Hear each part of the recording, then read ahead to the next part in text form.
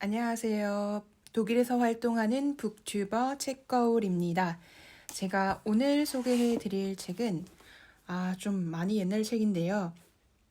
프리츠 리만의 불안의 심리라는 책입니다. 어떻게 연휴 연말 보내고 계신데 다들 즐겁게 보내고 계시는지요? 뭔가 이제 저도 휴가를 써서요. 이번 주는 일을 안 하는데 그러다 보니까 사람이 텐션이 떨어져서 어, 불안하진 않고요. 다만 독서를 해야 되는데 컨텐츠를 만들어야 되는데 새로운 책을 너무 읽기가 싫은 거예요. 그래서 집에 가지고 있는 책 중에 야, 오늘도 또 이렇게 뭔가 땜빵을 해야겠다 해서 찾아낸 책이 이 불안의 심리라는 책입니다. 이 책은 제가 20대 때 읽었던 책이고 음, 글쎄요, 사람에 따라서 이런 종류의 책을 읽는 것을 굉장히 안 좋아하시는 분들이 의외로 있더라고요. 본인이 제 친구 중에 그랬었는데요. 자기는 이런 책 읽으면 더 불안해진다고. 그러니까 불안하기 때문에 불안에 관해서 알고 싶지도 않고 읽고 싶지도 않다. 그런데 사실 이 책의 핵심 메시지가 바로 그런 부분인데요. 불안을 잘, 잘 견디려면, 혹은 불안에 대해서 불안해하지 않으려면, 그것을 잘 알아야 한다. 인식해야 한다라는 말이 나옵니다. 그러기 위해서 또 이런 책들이 존재하는 것이고요. 이 책 사실 1961년에 쓰여진 책이라 또 아주 최신의 뇌과학이라든가 하지만 이 책이 나름 클래식한 불안을 다루는 책 중에 또 심리학 서적 중에서는 클래식으로 분류되는 책이기도 하니까요. 관심 있으시는 분들은 이 책도 한 번쯤은 읽어보시면 도움이 될 것 같습니다. 저는 제가 20대 때는 재미있게 읽었고요. 또 제가 워낙 그런 쪽으로 관심이 많았었기 때문에 그 시절에 제가 너무 불안하고 사람이 냉소적이고 비관적이었기 때문에 그렇게 돌아가는 제 그런 눈으로 바라봤던 나쁜 세상, 이 망할 놈의 세상. 그래서 나는 책을 그렇게 삐뚤어지게만 읽겠다. 불안을 다루는 책, 또 뭔가 병적인 것을 다루는 책, 거짓을 다루는 책, 그러니까 진짜 거짓말하는 책을 읽었다는 게 아니라 거짓말하는 사람들의 심리라든가 범죄 심리 뭐 이런 것에 제가 좀 관심을 많이 가졌던 그런 시절이 있었습니다. 이 책도 그런 시절에 읽었던 책인데요. 먼저 작가 소개. 프리츠 리만이라는 사람이고요. 1902년에 태어나서 1979년에 세상을 타계하신 분입니다. 심리학을 전공하고 심리 분석가 수련을 받은 후 뮌헨에서 심리 및 심리요법 연구소를 공동 설립했다.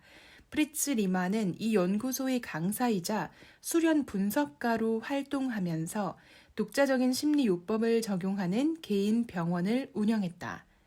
심리 분석 분야에 대한 공로를 인정받은 그는 뉴욕에 있는 미국 심리분석 학술원 명예회원이 되기도 했다. 불안의 심리는 그의 저술 중 가장 유명한 것으로 오랫동안 베스트셀러로 사랑받고 있다. 대부분의 심리학 서적 또 클래식한 그런 서적들이 그렇듯이 1900년대 초에서 후반을 사줬던 분들이 집필한 경우가 저는 굉장히 많다고 생각이 드는데요. 세계 제1, 2차 대전을 겪으신 세대들이 이렇게 불안이라든가 신경증이라든가 인간의 무의식이라든가 그런 또 강박이라든가 그런 부분에 대해서 많이 탐구를 하셨다고 저는 생각이 들어요. 프로이트도 물론 그 시대 사람이었고요. 그런데 이 사람들이 왜 그렇게 그 시대에 그런 연구들을 했을까? 그렇게 생각을 해보면 영웅은 시대가 만든다는 말이 있잖아요. 이렇게 수많은 업적을 남긴 좋은 저술들의 작가들은 특히 심리학 분야에서 세계 제1차, 2차 대전을 직접 그 시대를 살았던 그런 분들이 그런 것에 많이 심리학적으로 몰두했던 것으로 저는 생각이 듭니다. 물론 요즘에도 중요한 아주 좋은 심리학자들이 많이 있지만 개인적으로 느끼기에는 요즘은 경제와 관련된 심리, 돈과 관련된 심리, 그런 쪽으로 이제 세상을 바라보는 창이라든가 인간에 대한 이해를 넓히는 것이 예전에는 인간의 그 병적인 모습에 집중을 했다면 요즘에는 어떻게 하면 성공과 관련이 있고 어떻게 하면 우리 자본주의 사회를 인간의 심리와 결합해서 더 잘 이해할 수 있을까? 저는 이렇게 생각하고 있는데요. 그래서 책을 읽으실 때 좀 그 시대적 배경을 함께 염두를 해 두시고 읽으시면 도움이 저는 개인적으로 좀 그렇게 큰 틀을 두고 이 시대 때 사람들은 또 이렇게 될 수밖에 없었던 시대적 흐름이 있었지. 그렇기 때문에 지금 현재를 살아가는 우리가 지금 현재 몰두할 수 있는 또 다른 적절한 분야라던가 더 잘 몰입할 수 있는 것이 있으니까 그런 부분에 있어서 너무 이렇게 그 세계 대전이 일어났던 시절에 쓰인 책을 그냥 필터 없이 읽으시고 마치 이런 책이 지금의 우리 현대 사회의 불안을 대변한다는 듯이 그리고 내가 그렇기 때문에 불안한 건 당연한 거야 이렇게 변명거리로 삼기 위해서 이런 책을 읽지는 않으셨으면 좋겠습니다. 자, 서론이 좀 길었는데요. 오늘은 서문을 읽어드리려고 합니다.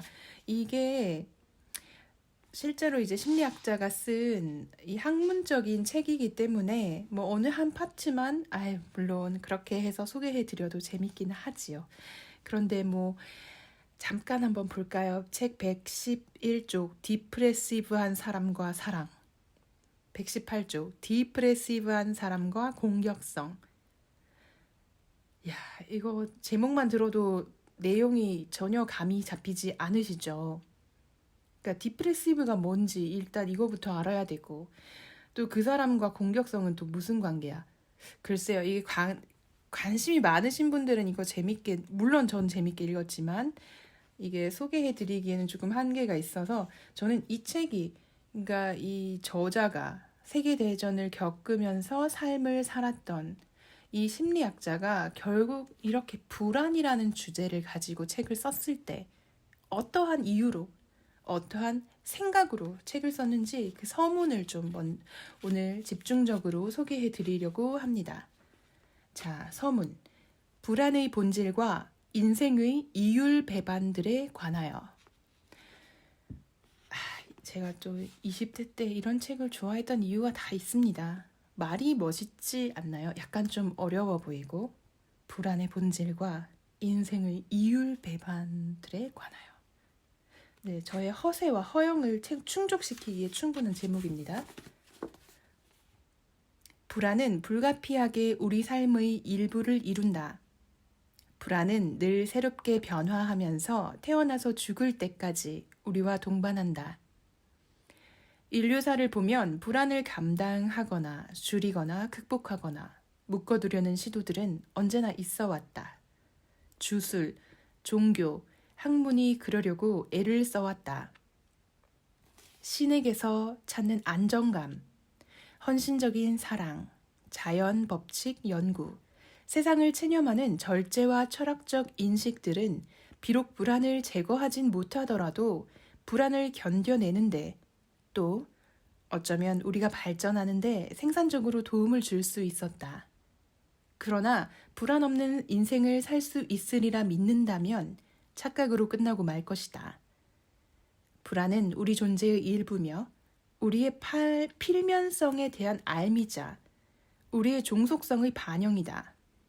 다만 우리는 불안에 맞서는 힘들을 개발하려고 시도할 수 있을 뿐이다. 즉, 용기, 신뢰, 인식, 힘, 희망, 겸손, 믿음, 그리고 사랑 말이다.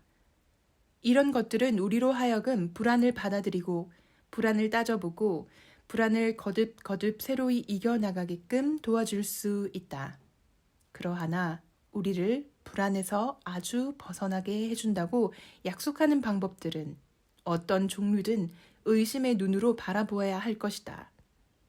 그런 방법들은 인간 존재의 현실에 합당하지 않은 기만적인 기대를 하게 만든다. 네, 20대 때의 저는 이 기만적인 기대라는 말에 형광펜을 쳐놨네요. 불안은 한 민족의 문화나 발전 정도와도 무관하게 존재한다.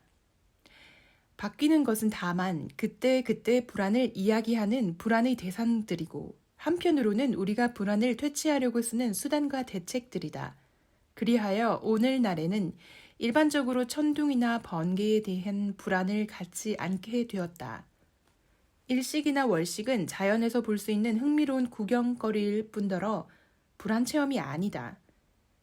그것이 이 성좌의 최종적 소멸이나 심지어 세계의 멸망이 가능함을 뜻하지 않는다는 걸 알기 때문이다. 그 대신 오늘날에는 예전의 문화들에서는 알지 못했던 불안들을 알고 있다. 이를테면 박테리아에 관하여, 새로운 질병의 위협에 대하여, 교통사고에 대하여, 늙음과 외로움에 대하여 우리는 불안을 가진다. 반면 불안을 퇴치하는 방법들은 별로 바뀌지 않았다. 재물이나 주술의 자리에 오늘날엔 불안을 덮어두는 현대적 의학품이 들어섰을 뿐 불안은 우리에게 남아있다. 아마도 오늘날 새롭게 불안을 처리하는 가장 중요한 방식이 된 것은 다양한 심리요법일 것이다.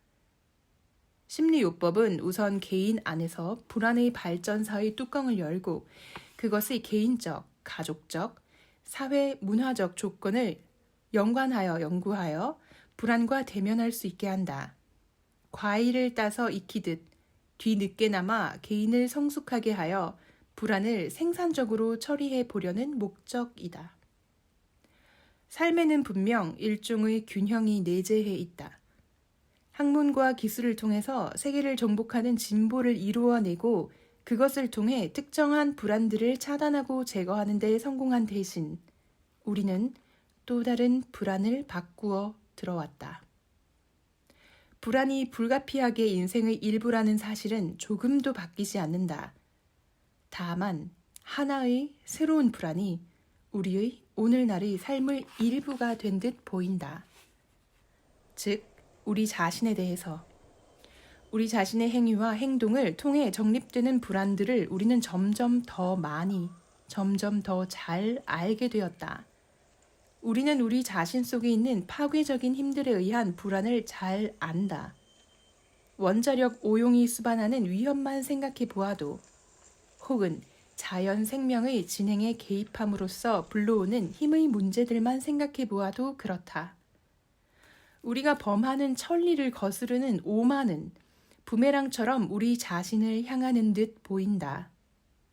사랑과 겸손이 빠진 권력에 대한 의지, 자연과 삶을 지배하려는 권력에 대한 의지는 우리 마음속에 불안이 생겨나게 하고 의미가 비어버린 무언가에 조종당하는 본질이 되어버리게 한다.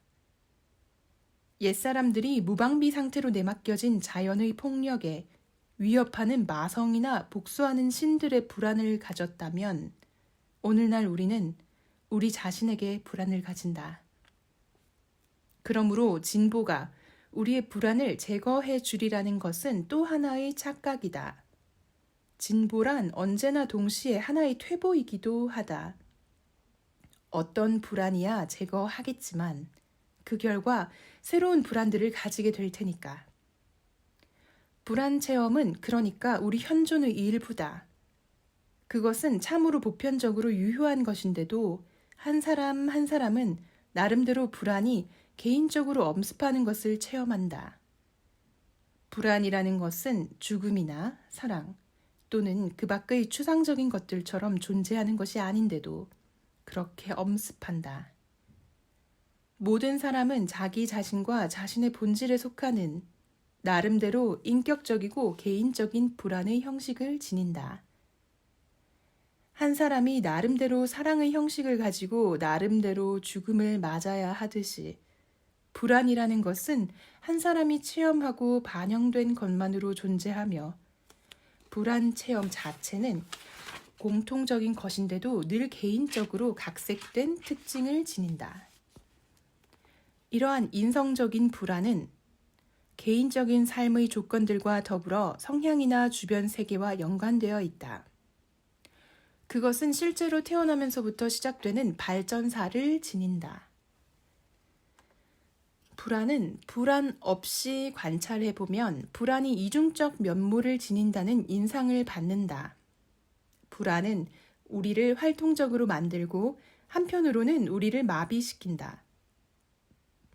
불안은 늘 일종의 신호이며 위험 경고지만 동시에 일종의 권유의 성격, 즉 그것을 극복하려는 힘 또한 가진다. 불안을 받아들이고 그것을 다스려 이겨내려는 것은 한 걸음 발전을 의미하고 그 한 걸음만큼 우리를 발전하게 한다. 반면 불안이나 불안과의 대결을 회피하는 것은 우리를 정체시킨다. 불안은 우리의 지속적인 발전을 가로막으며 불안이라는 장애물을 극복하지 못한 그 지점에 어린이처럼 남아있게 한다. 불안은 언제나 그것을 감당할 만큼 성숙하지 못했거나 아직은 성숙하지 못한 상황에 처해 있을 때 등장한다. 발전 하나하나, 성숙의 걸음 하나하나는 불안과 결부되어 있다. 불안은 무언가 새로운 것 속으로 지금까지 알지 못했거나 알 수 없었던 것 속으로 아직 체험하지 못한 그 가운데서 아직 우리 자신을 체험하지 못한 내적 혹은 외적 상황 속으로 인도하기 때문이다. 모든 새로운 것, 미지의 것, 처음으로 해야 하는 것 또는 처음으로 체험해야 하는 것은 새로움의 자극과 더불어 모험을 해보고 싶은 마음, 위험에도 몸을 맡겨보는 기쁨, 그리고 불안을 포함한다. 인생이 늘 새로운 것, 친숙하지 않은 것, 아직 체험하지 않은 것 속으로 거듭 이어지기 때문에 불안은 우리와 그침 없이 동반한다. 불안은 우리의 발전에서 특별히 중요한 지점들에서 제일 먼저 의식 속으로 온다. 즉 친숙한 옛 궤도들을 떠나는 곳에 새로운 과제를 감당하거나 변화해야 하는 지점에 불안이 온다. 발전, 성장, 성숙은 그러니까 명백히 불안 극복과 깊은 관계가 있다. 어느 연령에서든 그 나이에 상응하는 성숙을 위한 걸음이 있으며 그 걸음은 있게 마련인 불안을 수반한다. 걸음을 내딛자면 그 불안을 다스려 이겨내야만 한다. 이에 따라 연령이며 발전에 걸맞은 완전히 정상적인 불안이 있다. 건강한 사람들은 그 불안을 감당하면서 그것을 넘어 자라기에 그러한 극복은 이후 자신의 발전을 위해 중요하다. 이를테면 잡고 있던 엄마 손을 놓고 처음으로 혼자 걷는 어린아이의 첫 걸음마를 생각해보자. 그 어린아이는 빈 공간 속에서 혼자 저버려진 불안을 극복해야만 한다. 혹은 우리 삶 속에 있는 큰 단락들을 생각해보자. 어린아이가 가족의 품을 떠나 낯선 새 공동체로 들어가 그 안에서 자신을 주장해야 하는 입학 순간을 떠올려보자. 또는 사춘기며 에로틱한 동경과 성적 욕망의 충동 속에서 이루어지는 이성과의 첫 만남을 떠올려보자. 혹은 직업을 막 가지게 되던 때를, 가정의 터를 잡던 일을, 어머니가 되던 일을, 그리고 늙어감, 죽음과의 만남을 생각해보자. 늘 하나의 시작에는 처음 경험하는 것을 직면할 때에는 불안도 있게 마련이다. 이 모든 불안은 이를테면 유기적으로 삶의 일부를 이룬다. 이것들은 신체적, 심적, 사회적 발전의 걸음들과 연관되어 있으며 공동체나 사회에서 새로운 기능을 떠맡는 동시에 등장하기 때문이다. 그런 걸음은 늘 경계선을 넘는 걸음이며 익숙하고 친숙한 것에서 떨어져 낯설고 새로운 것 속으로 과감히 들어가라고 요구한다. 이런 불안들과 더불어 개인적 불안들이 한 무더기에 있다. 앞서 말한 것처럼 특정한 경계 상황에서 전형적으로 일어나는 것이 아니며 자신에게 없으면 다른 사람에게 있는 것이 잘 이해되지 않는 불안들이다. 어떤 사람에겐 고독이 심한 불안을 불러일으키는데 어떤 사람은 사람들이 모여 있으면 불안을 느낀다. 어떤 사람은 다리를 건너거나 빈 터를 지나가려고 하면 불안이 엄습한다. 어떤 사람은 닫힌 공간에서 버텨내지 못하며 어떤 사람에게는 전혀 해롭지 않은 딱정벌레나 거미, 쥐 따위의 동물이 불안을 일으킨다. 이처럼 불안이라는 현상은 다양한 사람들에게서 무척 다양하게 나타나지만 조금 신중하게 바라보면 이런 다양한 불안은 어떤 아주 특정한 불안이 늘 거듭 변형되어 나타나는 것들이다. 이런 특정한 불안이 내가 불안의 근본 형태들이라고 지칭하고 묘사하고 싶은 것이다. 세상에 있을 수 있는 모든 불안은 이 불안의 근본 형태와 관계가 있으며 이 근본 형태가 극단적으로 변형되어 일그러진 형태를 가지거나 아니면 다른 대상으로 전이된 것들이다. 다시 말해 처리하지도 다루지도 못한 불안을 본래 불안을 일으켰던 것과 피할 수 없는 것보다는 피하기 쉬운, 덜 해로운 대리 대상에 갖다 붙이는 경향이 우리에게는 있다. 불안의 근본 형태들은 우리가 세계 속에서 처한 상황과 관계가 있다. 즉, 우리가 두 가지 커다란 이율 배반의 풀리지 않는 대립과 모순 사이에서 살아야 하며 우리는 그 두 가지 이율 배반 사이에 팽팽히 당겨 놓여 있는 상황과 관계가 있다. 나는 하나의 비유를 통해서 이 두 가지 이율 배반을 명확히 하고자 한다. 이 비유는 우리가 일반적으로 의식하지는 못하지만 실제로 존재하는 초인적 질서와 법칙들에 우리를 연결해 줄 것이다. 우리가 태어난 세계는 네 가지 강한 힘의 지배를 받는다.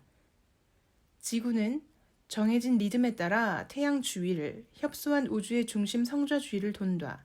이 움직임을 공전이라고 표현한다. 동시에 지구는 자신의 축을 돌며 자전이라는 움직임을 수행한다.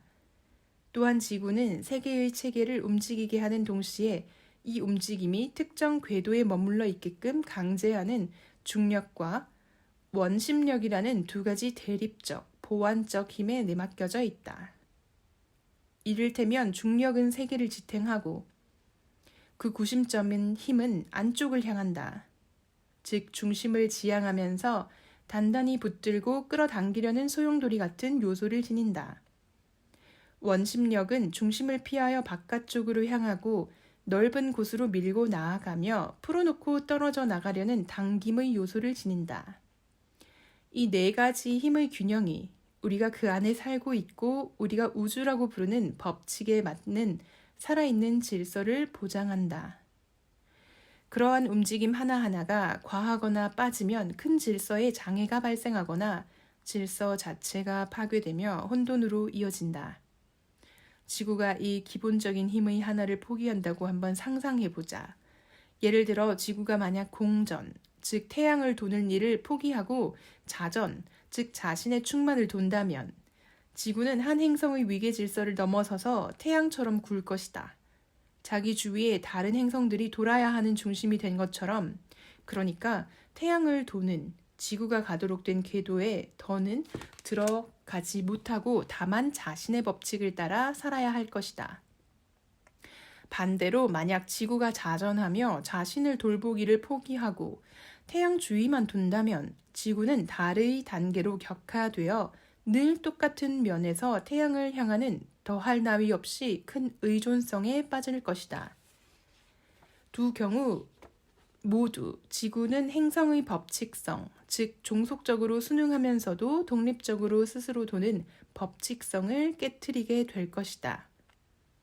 나아가 지구에 중력이 없다면 지구는 원심력의 지배만을 받게 되어 카오스 상태로 파열하여 궤도를 벗어나고 어쩌면 다른 천체와 충돌하게 될 것이다. 그리고 구심력이라는 반대 힘 없이 오로지 도망치는 힘, 원심력에만 복종한다면 분명 이 힘은 완전히 굳어져 변화 불능이 되거나 다른 사람들에 의하여, 다른 힘들에 의하여 수동적으로 궤도에서 끌어내려질 것이고 지구는 그런 힘들에 맞설 어떤 힘도 갖지 못하게 될 것이다. 그럼 이제 비유를 해보자. 잘 아는 것이다. 사람이 지구의 거주자로서 또 태양계의 티끌만한 일부로서 그 합법 칙성에 종속되어 있으며 그럼으로써 묘사한 힘들을 무의식적인 충동으로서 또 동시에 잠재적 욕구로서 자신 안에 지니고 있다고 가정해보자. 그러한 가정은 매우 놀라운 일치로 이끌어 간다. 즉, 저 기본적인 힘들을 인간적 차원의 심리적인 것으로 옮겨 놓아보자. 아이, 말이 너무 어려운데요. 그러니까 이 지구가 태양을 돌고 그렇지만 자전과 공전이 동시에 이루어진다는 점, 이거 인간 세계에서도 그냥 똑같다 이렇게 해석하시면 되고, 이제 프리츠 리만의 이 불안의 심리라는 책이 유명하거나 또 사랑받게 되거나 많이 읽혔던 이유 중에 하나가 이 사람이 이렇게 사람이 불안해지는 그 원리, 기본적인 원칙을 지구의 우주 질서의 법칙, 행성이 공전하고 자전하는 것에 잘 비유를 해서 네 가지로 크게 나누어 놓았기 때문이라고 합니다. 그냥 그렇게 해석하시고 이해하시는 게 더 쉬울 것 같아요. 이 책이 좀 어렵게 번역이 되어 있네요. 구심력, 중력은 정신적 차원에서 지속과 불변을 지향하는 우리의 힘과 일치하는 것 같고, 원심력은 언제나 우리를 다시 앞으로 변화와 변전을 향해 몰아가는 힘과 상응하는 것 같다.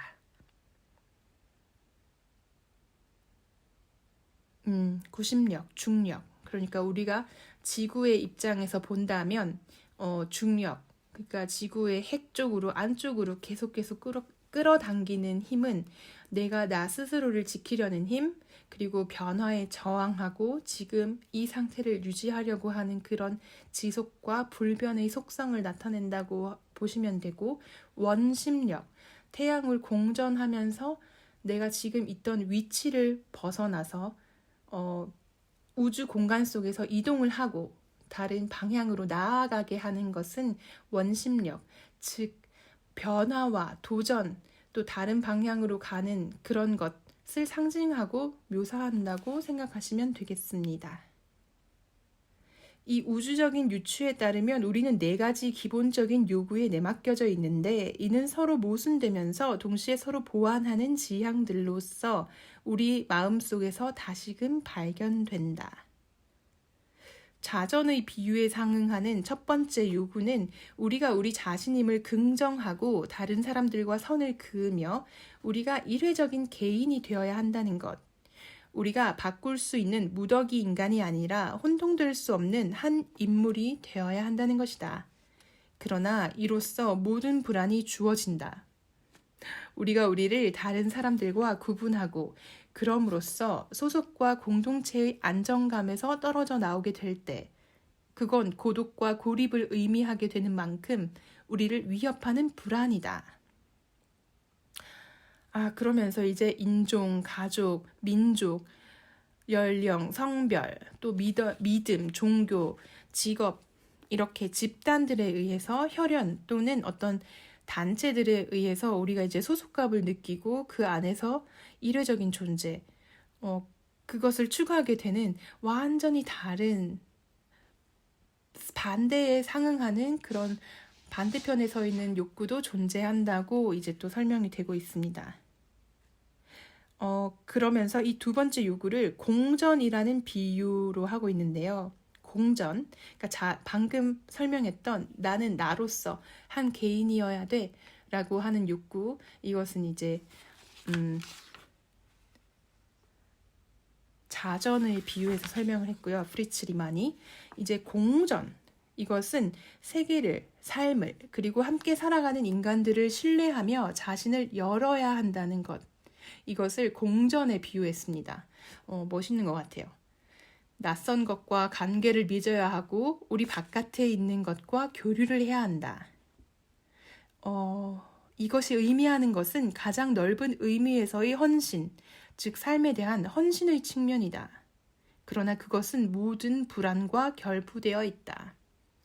다시 말해 우리 자신을 상실하고 종속적이 되리라는 우리를 내주며 본인의 힘 그리고 그 고유함대로 적절히 살 수 없으리라는 남을 위해 희생하고 요청된 대로 적응해 나가느라 우리 자신을 너무나도 많이 포기해야만 하리라는 모든 불안을 말한다. 이야, 제가 20대 때 딱 이랬던 것 같아요. 이 관계 맺음, 이걸 반드시 해야 된다고 의무로서 이제 받아들이고 사회생활을 해야 되니까 나는 이제 더 이상 미성년자가 아니니까 세상으로 나가고 사람들과 함께 살아야 하는데 그런데 그 속에 엄청난 불안을 느끼는 거죠. 그렇다면 진정한 나는 어디에 있는 거지? 이렇게 소속이 됨으로써만 나라는 존재가 존재하는 걸까? 이야, 제가 그때 이 책의 정말 핵심 메시지를 잘 이해를 했더라면 글쎄요, 그 당시에 어렸을 적의 불안을 좀 더 잘 이겨낼 수 있었을까요? 잘은 모르겠습니다. 그렇지만 이 책을 다시 이제 30대가 훨씬 넘어서 읽어보니까 확실히 이해가 되네요. 자, 그럼 구심력에 상응하는 것은 어떤 우리의 심리학적 요구와 비교를 할 수 있을까요? 자, 프리츠 리만이 구심력적인 것, 그러니까 중력에 딱 상응하는 세 번째 요구는 우리가 지속을 지향해야 한다는 것이다. 우리는 이를테면 집에 들어앉듯 주저앉아 이 세계 안에 살림을 차려야 한다. 우리는 마치 우리가 무한히 살게 되기라도 할 듯, 마치 세계가 안정되어 있기라도 한 듯, 미래를 예견할 수 있기라도 한 듯, 우리가 머무는 것을 계산할 수 있기라도 한 듯, 그렇게 미래를 내다보며 설계하고 목적을 향해 힘써야 한다. 지속하라. 불확실한 미래를 내다보며 나아가고 우리를 기획하라. 이거 좀 모호한 말이네요. 무상함, 우리의 종속성, 우리의 현존이 어처구니 없이 중단될 수 있다는 것에 대한 암과 결부되어 있는 불안들이다. 이는 아마도 그 누구도 같은 물에 두 번 들어갈 수 없다는 단언에 들어있을 것이다. 강물도 사람도 매 순간 늘 다르다. 그러나 만약 우리가 지속을 포기한다면 우리는 아무것도 이루거나 실현할 수 없으리라. 그렇습니다. 지속성, 안정성과 지속성. 이 영원에 대한 착각은 이런 표현이 딱 이 세계 대전을 겪은 사람들이 아주 냉소적으로 쓰는 정말 저는 전형적인 표현 방식이라고 생각하는데요. 안정성과 지속성 이렇게까지만 표현을 해주면 더 정확한데 이 영원에 대한 착각은 기실, 우리를 행동하게끔 몰아가는 본질적인 힘이다.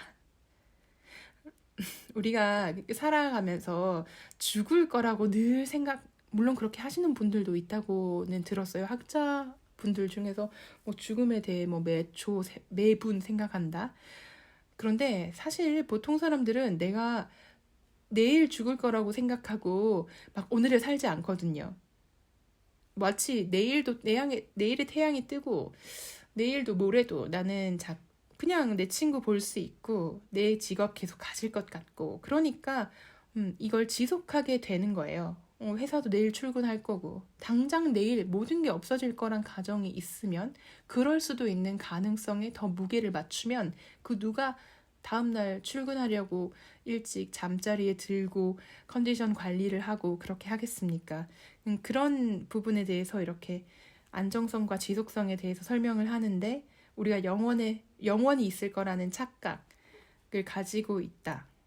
그리고 그 착각이 또 우리가 내일을 살아가게 하는 그런 힘 중에 하나일 수 있다. 이렇게 표현을 하고 있고요. 또 마지막으로 이제 원심력에 비유하는데요. 도망치는 힘이라고 합니다. 이 작가에 의하면 원심력. 네 번째 요구를 살펴보자. 이 요구의 본질은 우리가 늘 우리를 변화시킬 준비가 되어 있어야 한다는 것에 있다. 바로 방금 전에 말한 세 번째 욕구와 또 조금 다른 욕구죠. 변화와 발전을 긍정하고 친숙한 것을 포기하며 전통과 습관을 떠나보내고 늘 방금 이루어진 것으로부터 다시금 자신을 풀어내고 이별을 고하며 모든 것을 다만 통과 의례로 경험할 준비가 되어 있어야 한다는 요구다. 이 요구들도 이제 불안을 동반하는데요. 우리가 질서, 필연성, 규칙, 법칙, 과거의 습관 이렇게 고착될 수 있고 고정될 수 있는 것으로부터 우리의 자유를 향한 충동이 협소해지고 제한될 수도 있다. 어떡하지? 막 이런 불안이 또 일어설 수 있다고 합니다. 이렇게 네 가지의 비유가 프리츠 리만이 이 책 불안의 심리에서 주장하고 있는 그런 내용이고요. 자, 이렇게 해서 우리는 불안의 근본 형태들을 프리츠 리만의 저서를 통해 알아보았는데요. 다시 한번 정리를 해보자면 첫 번째는 자아 상실과 종속성으로 체험되는 자기 헌신에 대한 불안. 두 번째는 안정감의 상실과 고립으로 체험되는 자기 되기에 대한 불안. 세 번째는 무상과 불확실함으로 체험되는 변화에 대한 불안. 네 번째는 최종성과 부자유로 체험되는 필연성에 대한 불안. 모든 불안은 이 네 가지의 형태를 띠게 되면서 혹시라도 직접적으로 이런 형태를 띠지 않는다고 할지언정 모든 불안은, 그러니까 프리츠 리만에 의하면 모든 불안은 이 네 가지의 근본 불안의 조금씩 변형된 형태일 뿐 그 불안의 근원은 이 네 가지로 함축하고 지구의 자전, 공전, 원심력, 구심력과 같은 우주 법칙에 의해서 비유될 수 있다. 그렇게 함으로써 우리는 불안을 더 잘 인식하고 불안을 더 가까이서 친근하게 받아들일 수 있으며 또 불안을 가진 상대방에 대한 이해를 넓혀서 우리가 세상을 좀 더 편안하고 아름답고 이해와 사랑과 존중이 넘치는 곳으로 만들어 나갈 수 있다가 바로 이 책의 핵심입니다. 오늘은 심지어 이 서문도 끝까지 소개를 못했는데요. 대략 3장 정도가 좀 남았는데 내용이 참 방대하고 제가 이렇게 설명을 하기에는 조금 부족한 그런 부분도 있었습니다. 어떠셨나요, 여러분? 연말, 연휴 즐겁고 재미있게 보내고 계신가요? 또 막 이렇게 좀 놀고 그러면 또 불안이 슬슬 엄습해 오죠. 이 불안은 무엇일까요? 내가 나만의 시간을 좀 가지고 나도 좀 릴렉스하고 편안해지고 싶은데 뭔가 또 변해야 할 것 같고 이렇게 안정되고 지속되어 있으면 안 될 것 같은 이 원심력에 의해서 나오는 불안. 어떻게 이 불안을 해결해야 되는지 그런 방법론에 대해서도 언급하고 있지는 않습니다. 그저 이러한 모든 것은 불안에서 이 4가지 불안에서 온다. 이렇게 정리만 해주고 있는데요. 제가 그래서 이 불안이라는 것을 어떻게 이겨내야 되느냐 그런 방법론적인 책에 대해서 제일 최근에 좋게 보았던 것은 제가 읽지는 못했는데 제가 다른 영상에서도 그 자청님을 되게 좋아한다고 밝힌 적이 있거든요. 그분이 추천하셨던 심리학 책 중에 클로즈라는 책. 저는 그 책이 더 방법론적인 것 같아요. 그러니까 우리가 불안을 느끼는 건 너무나 당연한 인간의 기본 욕구인데 그것에 대한 인식, 배움을 통해서 의식적으로 불안이 있지만 바른 방향, 옳은 방향, 내가 성장할 수 있는 방향으로 결정을 내리는 것. 그런 결정을 내리는 똑똑한 방법을 의식적으로 배우는 것. 그것이 방법일 수 있겠다. 저는 그렇게 믿고 있고요. 또 다른 세미나를 통해서 배웠을 때도 우리 인간은 이제 예전에 사냥과 채집에 의해서 뭔가 위험이 있으면 도망가라는 그런 신호를 느끼게끔 그렇게 이제 설계되어진, 프로그래밍 되어진 존재라고 그렇게 배웠습니다. 그래서 도망가고 싶을 때 다 도망을 간다면 지금 현대 사회에서의 성공을 이룰 수가 없기 때문에 90%는 사실 우리의 뇌가 착각하는, 아주 예전에 프로그래밍 되었던 잘못된 정보에 근거해서 잘못된 판단을 내리는 경우가 90%라고 합니다. 그러니까 불안과 걱정, 근심과 관련해서는요. 그렇기 때문에 우리가 불안하다고 느낀다던가, 뭔가 이거 좀 하면 큰일 날 것 같다던가, 이거 하면 크게 뭔가 실패할 것 같다라는 불안이 생길 때 그것의 90%는 사실 거짓 감정이다라는 것을 아셔야 된다. 네, 그렇게 저는 말씀드리고 싶습니다. 그래서 불안에 대해 잘 알면 알수록 우리는 그 불안이라는 거짓 감정, 지금 제가 거짓이라고 말하는 건 이제 그것의 90%는 우리의 성장을 막는다고 개인적으로 그렇게 믿고 있기 때문에 말씀드린 거고요. 실제로 불안증을 많이 겪으시는 분도 계시지요. 그런 분들을 이해하기 위해서는 이런 클래식한 서적이 도움이 확실히 되는 것 같고, 성공을 위해서라기보다는 인간에 대한 이해를 넓히기 위해서 이렇게 클래식한 심리학 책 읽어보는 것 추천드립니다. 그럼 연말 즐겁게 보내시고요. 불안해하지 마시고, 이왕 즐겁게 쉴 거면, 또 즐기실 거면, 또 내가 소중한 사람과 시간을 보낼 거면 거기에 충실하게 보내시길 바랍니다. 그럼 오늘도 들어주시고 시청해주셔서 감사드립니다. 다음 시간에 다시 뵙겠습니다.